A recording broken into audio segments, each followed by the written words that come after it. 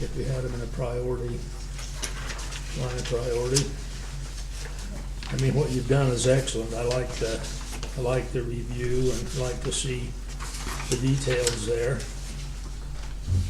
Well, Well, haven't yes. we gone through the priorities? Well, yeah, and yes and no. I mean, you could do that and it would help. But, I mean, one thing, a lot of, like if I'm gonna go build a building, usually that thing can be done fairly quickly. You know, if I started tomorrow, there's a good chance it won't be done before the end of the year. But a good example of one is the 401 circuit that runs out to the reconductor in Charleston. Okay? Distribution. That's a 3-year project. And once I start that project, that thing goes from being a medium level project to probably a higher level project. Okay. And so to kind of lump it all together in just one document, you could do that, but it may be misleading. I mean, You gotta have a little flexibility. yeah, every There's, time you turn a rock, you gotta anticipate that there may be something under that rock that you're Yeah. gonna have to attack, so.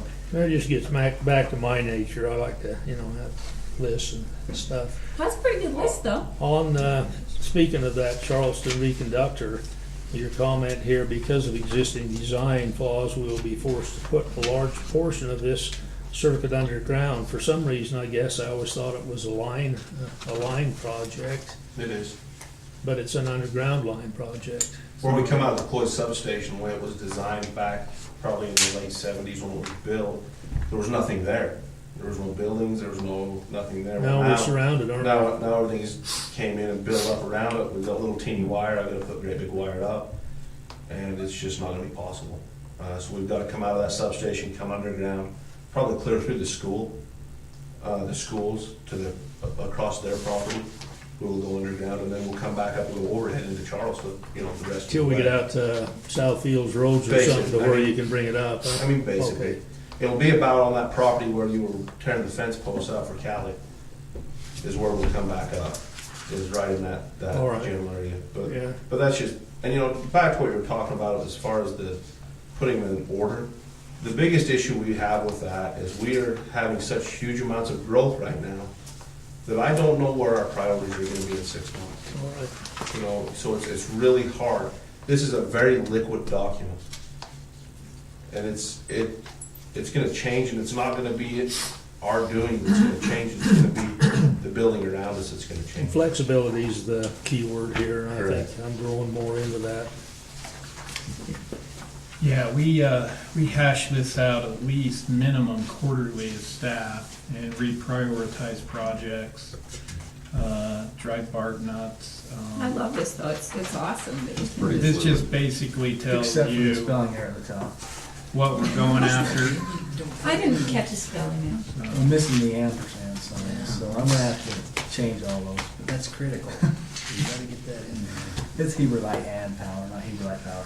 Oh, you did. You really, man, you really grew up. Like I say, my board of reviewers, I'm gonna blame it on them.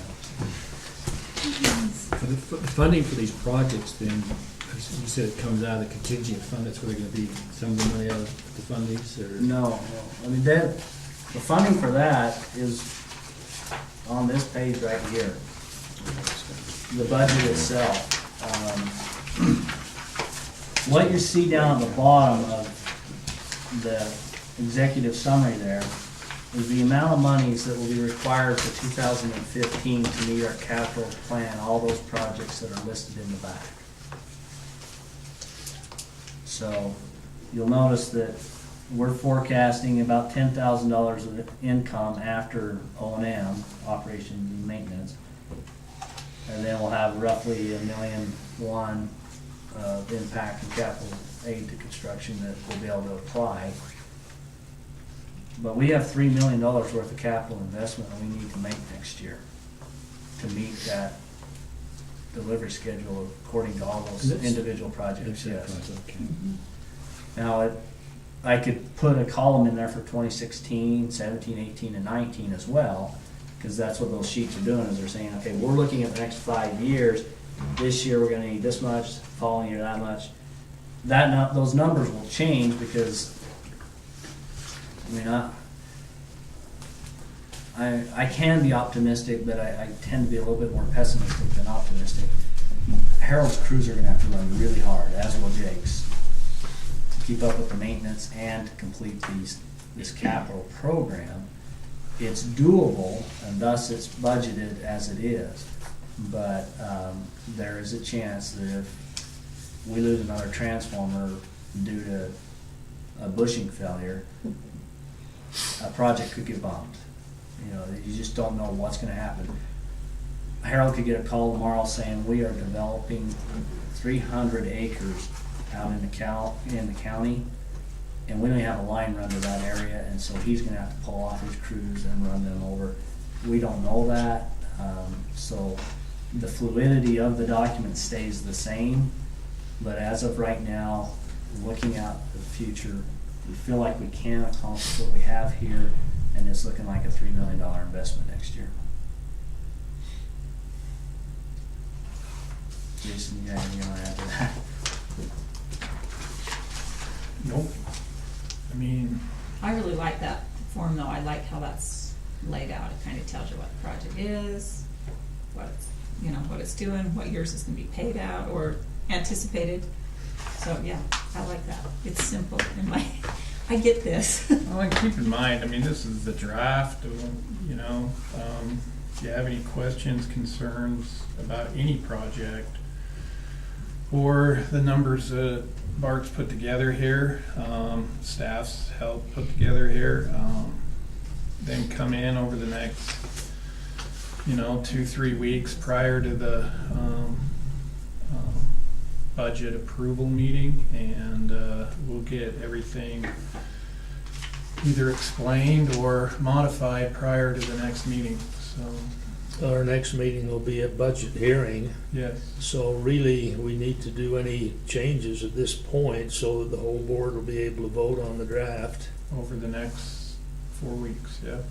Whenever up until whenever the public hearing's scheduled. Yeah, we don't want to vote on changes, though, if we can help it the night of the public hearing, I guess is what I'm saying, No, We but need We can make the changes. make them. without board concurrence. This is Or your they- draft, this is your draft budget. Okay, but doesn't the board have to approve the draft? to post it To post it, for the 30-day notice. Okay, It'll have to be voted on tonight. But then if you come in and say, look, I'm really having a heartache with the coffee allowance you have in there, which we don't have in there. We can go in and address that so that the budget amount that would be presented at that budget well, hearing let's, is based on that. budget as amended. Yeah, based on that, let's bump back to 3. I just had a couple of comments on page 3 and on page 4. Repairs and maintenance. You make a comment here, in addition, a few critical studies are anticipated to take place in 2015. Is there any reason why you wouldn't put down pole testing and raptor preservation?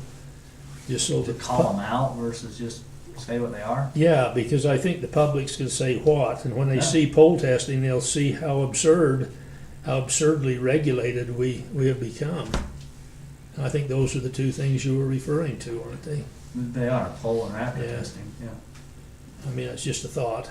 Whatever the board wants is fine, but I wouldn't mind putting it in there personally. I think it's So something. you're saying, that's- so when somebody from the public just reads this, they know Yeah, that that's this is what this Yeah, means. oh Just my, put it in. those just- guys are having to keep the birds alive, and the pole testing is really valid. I mean, that's something that we don't want to bypass, but. Well, I can call them out, yeah, I just, And then on capital expenditures, on that next page, like I say, it's just a consistency in terminology, and if I can read through it, if it's not too boring for the board, but the capital budget for 2015 totals $2 million plus. Heber Light and Power anticipates utilizing revenue from energy sales, and here's where it begins to not conform with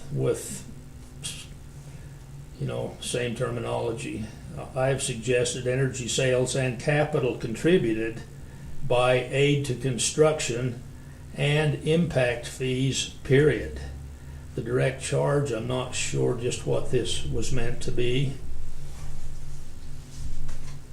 well, that's the aid to construction. We Okay, directly charge this Okay. developer. And they give us that capital and aid to construction. I guess all I'm striving for in this is just consistency in terminology between budget and other parts of the document. So I'd continue there. In the event these resources are insufficient to meet these anticipated capital expenditures, again, it's just a quirk, I don't know whether we need addition there. Heber Light and Power has 2 other payment mechanisms at its disposal. And this is where we start thinking 1, 2, and whatever. The first is through reserve accounts, of which Heber Light and Power maintains 2 such funds. The first, I call it A. You don't need to call it. It is the first of these 2. Such fund is a contingency fund with a current balance of roughly $2.5 million, which is available to address certain large capital purchases and/or reserve requirements associated with internal generation, rate stabilization, and power market escalation. The second of these funds is a capital reserve fund. Now, the capital reserve fund, isn't this the one that got put in 2012 for $130 or? No, it's 130. 320 Was roughly. can we interject the amount there just for? Can? That was my thought. And then it keeps going on. A fund which was meant to supply quick access to funds in order to complete major projects considered in the company's current strategic plan. Now I'm guessing now either we've missed our second. It's that next line there. I mean, I'll rearrange this Yeah, paragraph. just so make that's- this second. Heber Light and Power also has the ability to do debt financing. I'll put that first because the debt financing is one thing, but calling out those 2 separate reserve accounts, just the way it flows. I see what you're saying. So. Well, I mean, it's fine the way it was. It's just that down to the bottom here is Heber Light and Power also has, or is that the secondly? That's Heber the Light. second one. Okay, When it all says that resources are insufficient to meet the needs, there's 2 other payment options.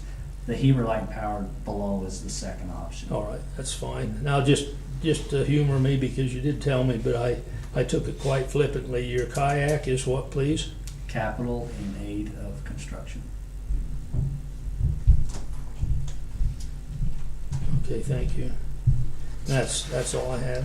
With that, as far as budget, there's no built-in increase for rate increase. It's just currently what the rates are and revenues receiving exactly if we don't do anything to them, it's just this what it is. We've anticipated the load growth and incorporated In your estimated impact in our fees. in our estimated impact fees, our estimated revenues. Right.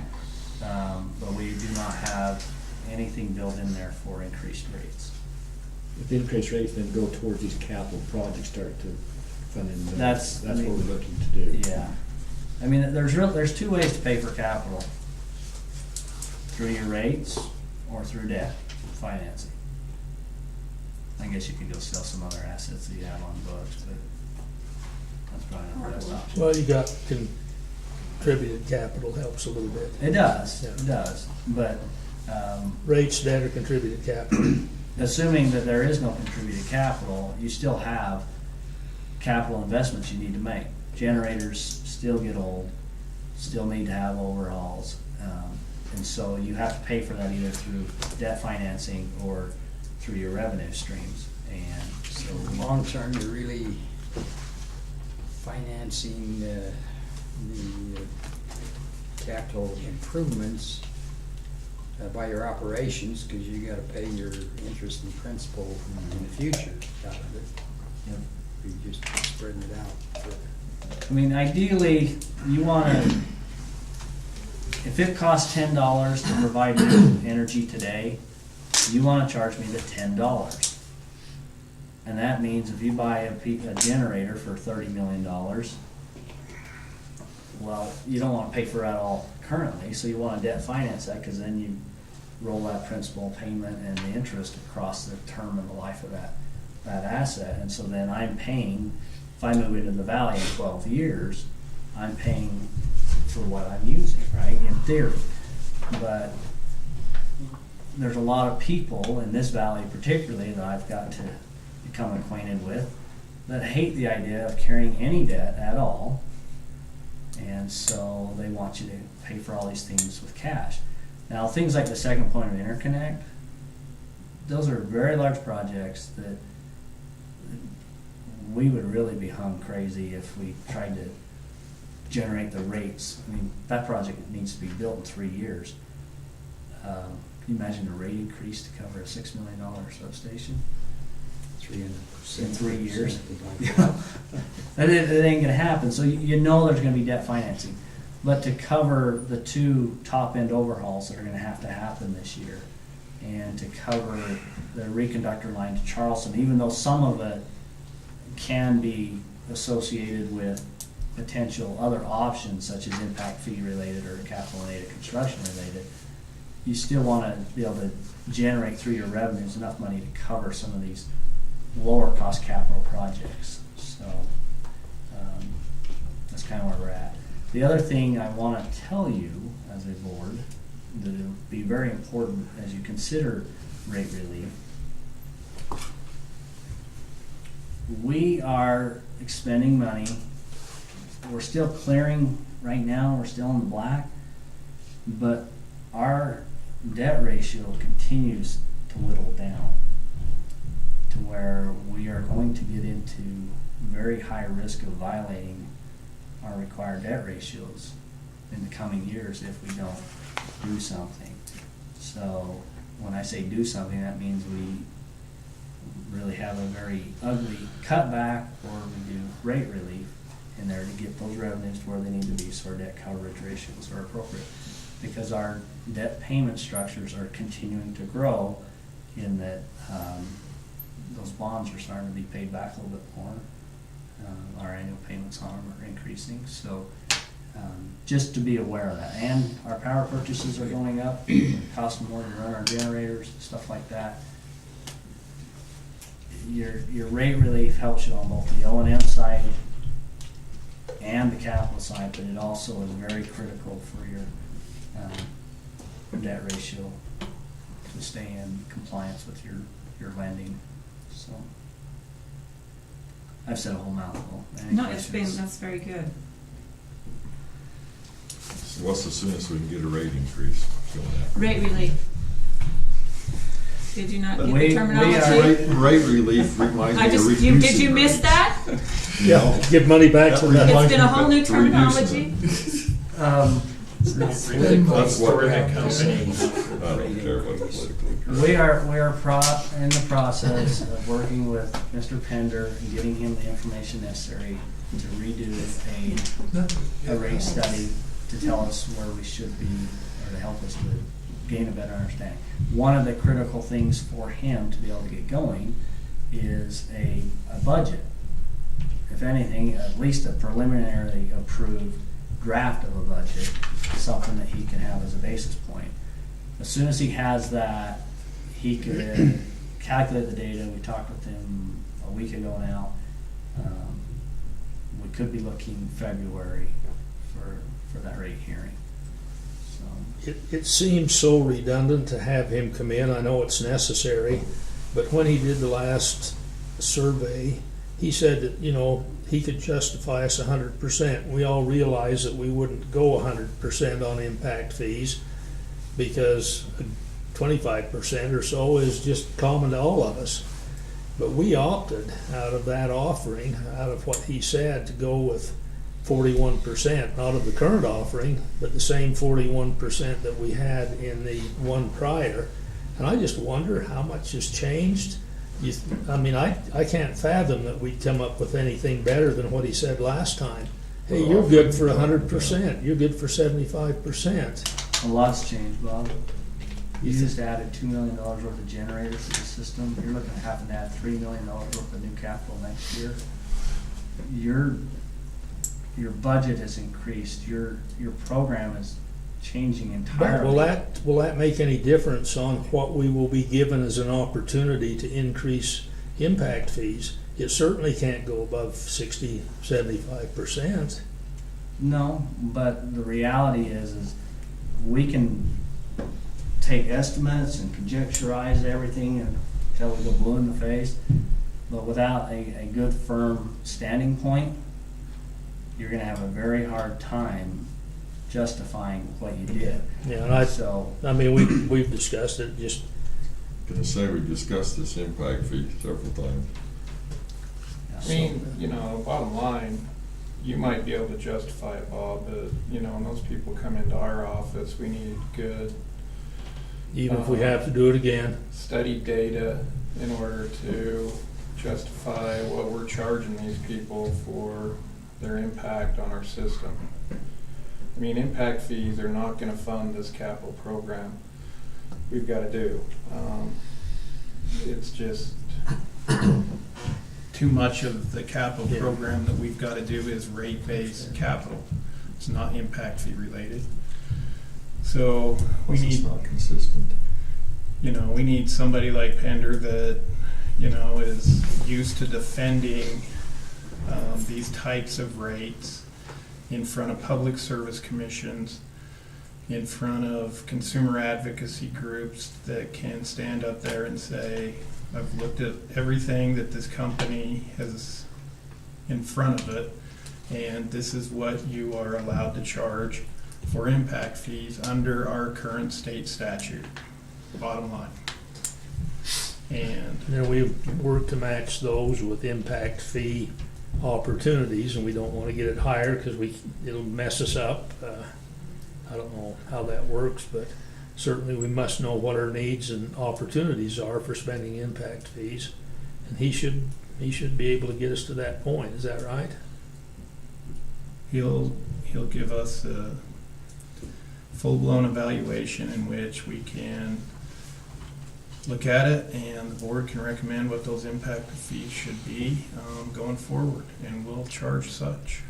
So, Yeah, I think the idea as I see it, and I don't know whether this happened last time around, the way I see it, we need to know what we're planning for, what we currently have that are impact fee related. And we do have a good list, capital projects and how much is attributable to impact fees.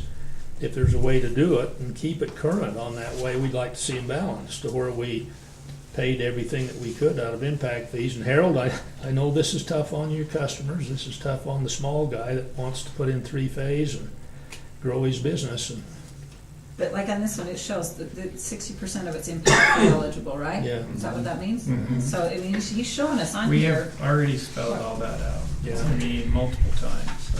I guess what I'm saying again is that last time we ran that through, I'm sure that there were more impact fee eligible needs than we attributed impact fees to, and I don't know whether that was board overall decision or how that came about, but So you're saying we had more projects we could have done, so we should have raised the impact fees? yeah, I thought that.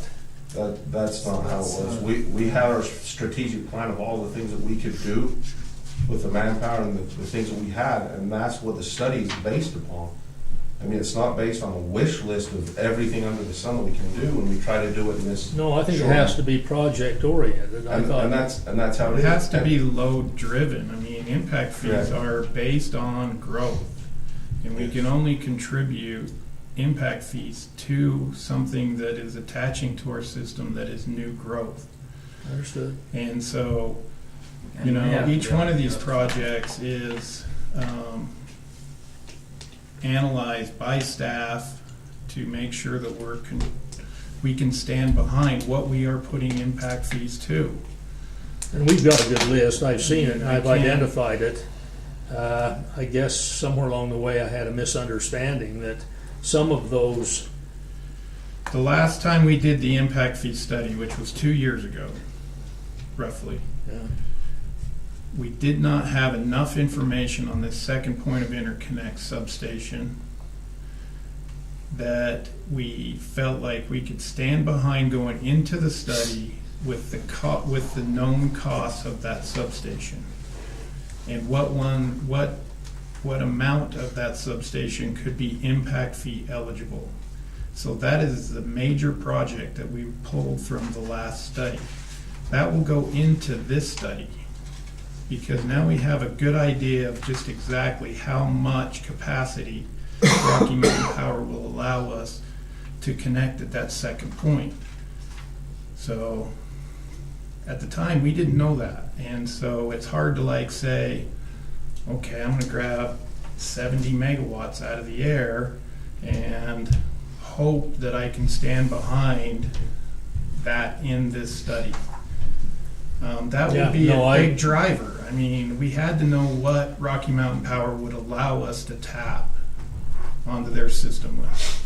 And now you know. Now we have a better idea. We're still arguing with them, but hopefully by the time we get to that point, we've got it nailed down. And that's a definite driver for this next impact study is the Yes. new point of interconnect. Jason, correct me if I'm wrong, we have to pay for everything in that substation up to the capacity we're at now with revenue other than impact fees. Yeah, 40 megawatts. I can't stand behind impact fees for that. That's what our system's at, is roughly 40 megawatts a load. And that's all got to be rate based. Or else we're Anything not above doing that it. can be If we impact. can't get a rate base, we just can't do it. Yeah. Impact fees cannot absorb that whole, we Well, can't stand Legally, behind they it. can. Legally, they cannot. can. Yeah. So, And I think we've identified, we identify across the board, whatever projects we've got, how much is impact fee related. I guess I just wasn't certain, and I guess as I study more on the subject, I'll be able to determine a little bit better, but I just wasn't certain that we were collecting enough impact fees to pay for those things that would justify an impact fee. In other words, do we have any expenses out there that are impact fee eligible that haven't been paid by impact fees? And I think the case is that yes, we do have some things out there that are eligible that we haven't paid with for impact fees. And my thought is, as meager as it is that we need to get sufficient impact fees to pay for those. And the reason they're not being paid is we only charge them roughly 50% of what's eligible in the impact fee. And not even that. 40%. Not even that, guys. Impact fees are not a solid source of income. No, it's It is Well, a they said complete can't depend variable. on it. Yeah. And that's the hard part, is I would love to finance every bit of every project we do through impact fees that's eligible. But I don't know if we're gonna fall on our face tomorrow and impact fees shut down. I mean, we budgeted $650,000 next year for Yeah. impact fees. There's a good chance we end up bringing in $100,000 next year in impact fees.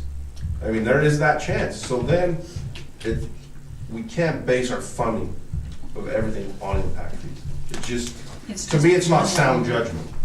If you look Yeah, at the second it's, point of interconnect, Bob, that's a $6 million project. If we deemed it 50% impact fee related, that's $3 million. We're not gonna have $3 million to pay for that in the impact fee account. I mean, we're looking at impact fees and we're also looking at rates. Whether or not we get impact fee relief, whether we get rate relief, who knows? I'm not betting anything. This budget is put together with our very best estimates on impact fees, aid to construction, and current rates. Yes. Now, if we get into next year and we get rate relief, then we will start to be able to pay for these capital programs, which are extremely necessary. I keep thinking that possibly the mayor of Charleston doesn't understand just how critical the need is in this system for capital projects like a second point of interconnect. Please read the studies from Rocky Mountain Power that have been done. If we don't do it, we're black. Oh, We're black. I don't think I've ever said anything or. I mean, we have been close to being black multiple times. And it's just because we've got enough going on here, we're able to switch things around enough out there that we have not been black. Yeah, no, I realize I mean- the impact of one feed only has on the valley, and I hope the questions I've asked and the things I've said, I hope it wouldn't suggest that I don't believe fully in the second point of interconnect for us and also for Rocky Mountain. But the other thing you gotta factor in there, that's one project. Yeah. You got a list of 30 projects in front of you that are all interrelated. yeah, maybe we don't need to buy the toolbox for Brian's truck. I'll save you $500, but these things are all interrelated. And the second point of interconnect is an absolute must for the system. Oh, I agree. But I'll tell I agree. you, 2 weeks, or last week, I guess it was, when the people out on Daniels Road were without power for 45 minutes because of an issue that we had, they want to see Jailhouse Substation fully up and reliable. The people on the north side of town, they want to make sure that the Heber City Sub is doing what it's supposed to do. Because nobody likes to be out. I No, love to I'm, get those phone calls. I'm for capital projects. I think we agreed on that. I think that's the future of our company. I guess I still need to study more about impact fees and what we can get away with and what we can't. I know that we're restricted. I mean, I don't mean to put it in such a way as we're trying to scam anybody with impact fees. It just seems like if we've got an impact fee related expenditure, that we should, in our planning as best as we can, set an impact fee rate to where we can And pay that's for what we're as trying much. to do. If that's the We're trying to case, do it. then if that's where it's at, that's exactly what I'm looking for. And we'll have that data probably in February. Sounds good. As early as January, but expected February probably. Without those fun discussions, look for motion to approve the draft of the capital operation budget for fiscal 2015. I'll make that motion. I'll second the motion. First, second, any discussion on the motion? All in favor, say aye. Aye. Any opposed? Motion carries the draft budget. I'll make those changes, so we get the public notice notified. I really like the way this is laid out, though. This is. It works. Yeah, this is Okay. really easy, simple, I was nervous about it. because I need the kindergarten version, and I can go up here and read what the project is, and yeah, I like this. We usually do a vote to set the public hearing. So are we setting are we doing it in our December meeting? I don't think it's usual, is it? I think it was planned to do it on that, do it before the regular meeting on, is it the 18th? Our meeting's the 18th, yeah. Yeah, like I said, I thought the plan was to do the public hearing before the meeting and then 18th's Thursday. have right? the meeting and vote. Is there another possible date? I know that the 18th was, I mean, we've struggled with some dates. Is there another possible date that would still meet the timeline? Bob's got a Christmas party. No, you have to go I got a Christmas party, It's 4 yeah. weeks from today, isn't it? Yeah, it is. It has to be 4 weeks, it can't be Has to be 30 days, right? 30 days, so. In 30 days from your published notice, so it's 30 days from next week. Right. That's why we're,